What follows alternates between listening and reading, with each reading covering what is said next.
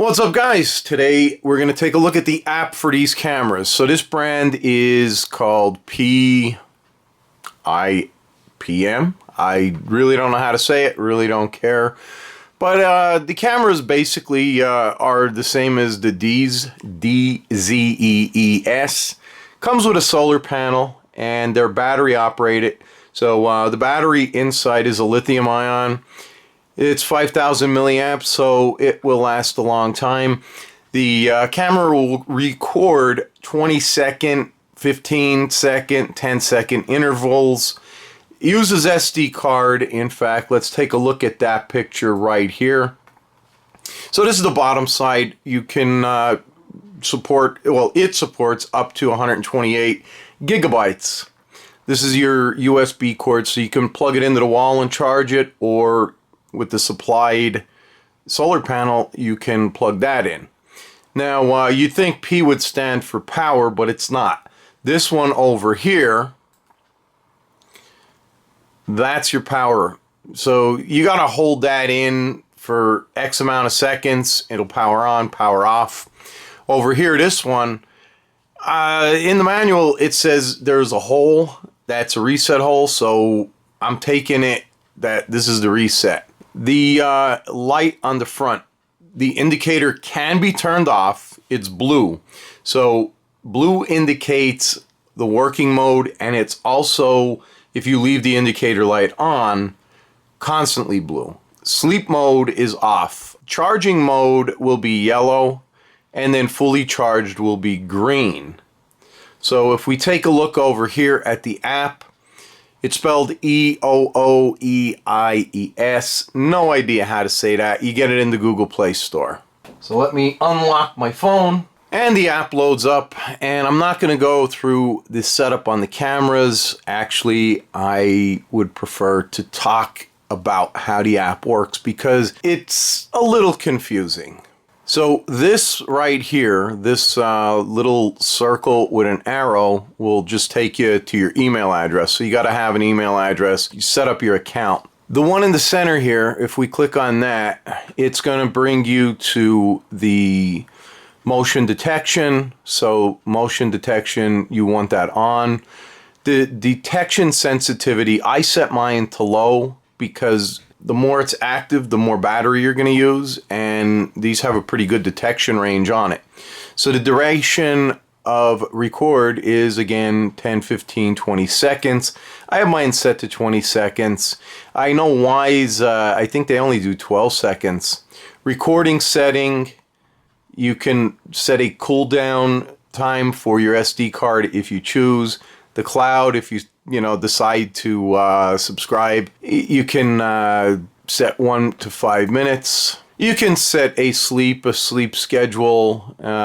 This schedule setting is in here. That means the camera, is not going to be active during that time. You have your notification settings. So motion detection notification, I want that on. This all down here is paid. Video settings. So you have 2K and SD. 2K is really nice. Now, if you're experiencing lag time, you're going to want to select SD. So moving down, you can rotate the image. So if you have to hang the camera upside down, you can flip it. The anti-flicker comes straight on. If you're in the States, it's 60 hertz.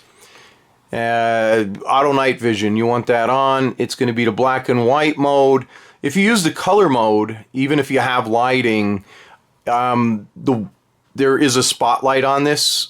Unlike the D's, it's at the very bottom. So if you pictured this as a square, this whole thing on these, which I prefer, is the light. And when it records, it's gonna, of course, come on. And if you're trying to catch somebody doing something, you don't want them knowing. It's bad enough the, IRs, the infrared detection LEDs, they're unfortunately on these cameras. You can't turn them off, and there's two of them, one on the left, one on the right, which are pretty bright. So the light sensitivity level, this is a big one. It comes selected default medium, but I had to put mine on low because it was washing all the images out. And we'll take a look at the footage live, but it looks fine if nobody's in the picture.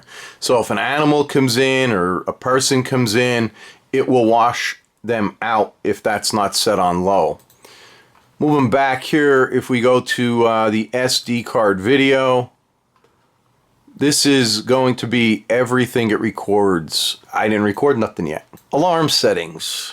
I don't want any alarms. There is an audible alarm that will go over the speaker. Flashlight alarm, which means that front LED is going to start flashing. I don't want any of that. The SD card. So this is the SD card. When you're setting this up, don't put the SD card in. Set it up first. Do your firmware upgrade and then put the SD card in. And it's going to tell you, at least it did on my one SD card, to format it. So you just click that. You click confirm. And once that confirms, you can see down here, it starts to format the SD card. Once that's done, SD formatted successful, you can get out of there. And then we go into the lighting settings. This is your indicator light. This is that blue light that I was telling you. So if that's on, you're going to see that on all the time. I don't want that on. Power settings. So this gives you a choice here. I do strongly recommend following the user manual's instructions and charging these things. My one camera came 74% charged, the other one 86.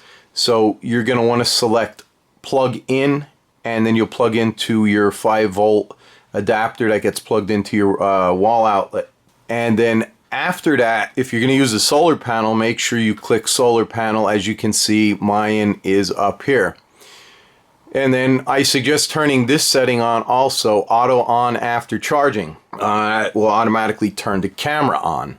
Back here we got audio settings, and then that came default 100%. These two, live audio recording and then video audio recording, came enabled. Thing of it is you want to be mindful of your state laws. Where I'm at, it's illegal to record audio. It's not admissible in court. So you can also click this share, which is going to show your email address, and you can share it with another cell phone, another person, and then your installation guide, and then remove camera. So let's back out of here, and over here, down here on the bottom, you have home. And then you have library of, what has been recorded, so you can go back in there.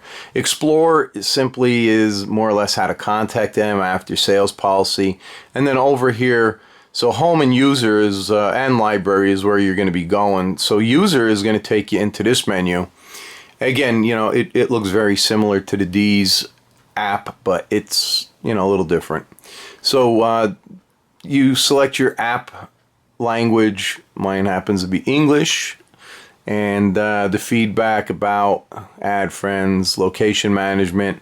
So the location management, if you look here, you can edit this out. So I just have my name, backyard 1, backyard 2, and then over here on device management, it's simply going to take you over to whatever cameras you have. So if we click on my gun range that I have outside, it's going to take you into the same settings that we just went over. Okay, so another hard thing to find, if you come back to the home and then click this center, and if you click this camera, or you click the Wi-Fi or status or location, it's going to take you right back into this. So this here, right now, the battery level is at 100% because I did charge it.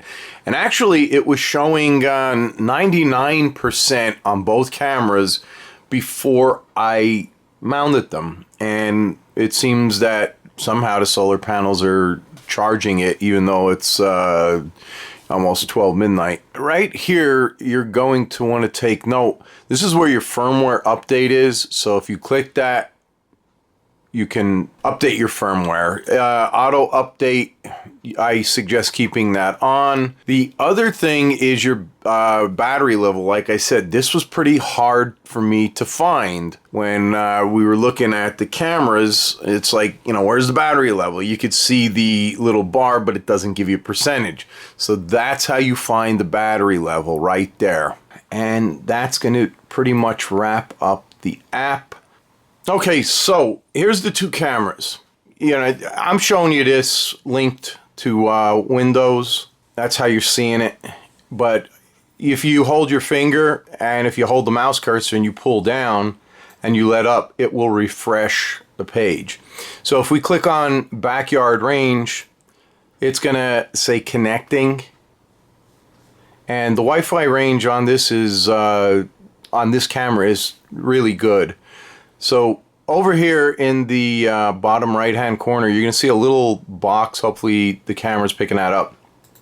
If you click that, it's going to give you that kind of view. Let's go ahead and maximize that. Gives you the month, the day, the year, and the time in military hours. This is quite a field of view.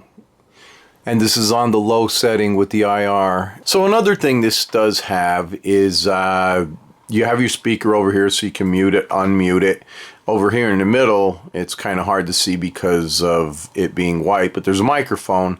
You can click on that, and when you click on this, you can actually, you know, speak to whoever it is. So it does have two-way, you know, conversation. The other thing is this video camera here. So if you want to start recording, it's going to start recording live footage. Click anywhere or tap anywhere, I should say, on the phone. Then you'll just stop it. The video has been saved to the phone album. And then over here, this is this little square with, you know, little lines around it. This will take a picture and it will also save it to your phone album. It's worth noting, here's your kilobytes up here with your Wi-Fi. Next to that auto and 2K with SD. These lines here will give you the audible alarm, your device info, and to turn on and off that white spotlight. And we could, if you double click this, you can zoom in, you can zoom out. So on 2K, this looks really nice. If you double click it, it zooms in. You can see my one target stand right here. You can see the woods. And over here is a path. And right now, it's getting 0 kilobytes per second over here. So I'm going to have to stop the video, edit it, and try and reconnect it, because this one being it's 3 feet away further than the other one, this one has a hard time connecting. You're going to see that lagging. Try SD resolution. Again, I just put mine on auto, and you could see the difference, you know, from what it was to what it is now. So definitely the 2K is better, but I'm probably 25 yards away from my one pod on my system. And then if you click this back arrow here, and this is all going to be on your phone too, in order to stop the live view, you would just click that little square. It stops it. And then if you can see here, hopefully, and let's see if I could zoom in on that a little bit more. This is your Wi-Fi signal. So we got 3 bars of green, which is very good here, and we got 2 yellow. So that's a little further away because the range is a little further away. This one isn't as far away. It's actually only 3 feet closer, but that is the difference 3 feet makes. If you click all devices, if you have more, like I have backyard 1, backyard 2, they're the only 2 cameras I have hooked up. And then this button up here, it's like an alarm clock with a check mark. You can put it on do not disturb for, you know, 30 minutes, 2 hours, 12 hours. You won't get any notifications if you do that. And then if you click next to that with the little rectangle and a line and another line under it, you can watch both cameras at the same time. In order to add another camera, this little blue icon down here is what you would click. You would click add and then add new device or add friend's device. So, you know, definitely, in my opinion, worth the money. I just hung the solar panels up, so I might upgrade that. I might get a bigger solar panel to plug both cameras into it. I got a lot of woods out the back, and they're big, tall trees. So you want your solar panel facing south. Mine, unfortunately, is faced southwest when the sun is going down. It needs 2 hours, by the way, to charge your cameras back up to full. So I gotta see. Right now it's September, so the sun's setting in a different spot. If it was summertime, no doubt about it, it's definitely gonna get plenty of sun on the southwest side. But, you know, considering the winter time and the sun setting earlier, I'm not sure how it's gonna work out.